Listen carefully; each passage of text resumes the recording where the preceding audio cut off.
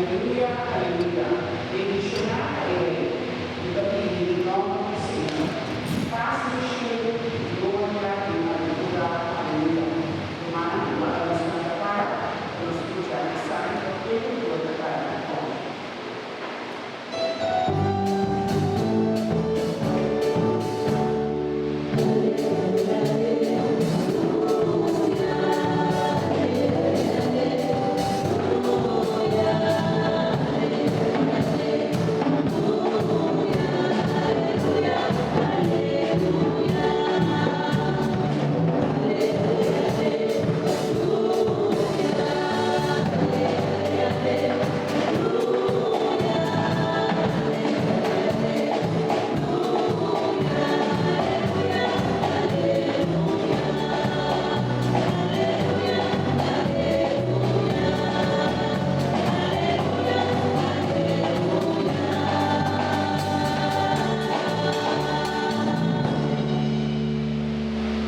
Señor sea con vos.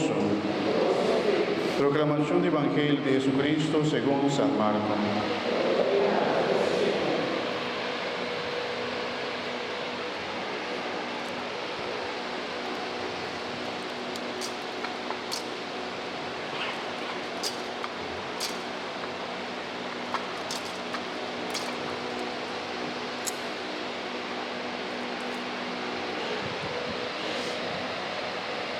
En el tiempo allá, hora vida tarde, Jesús avisa a su discípulo, que nos pasa para otra banda de la mano.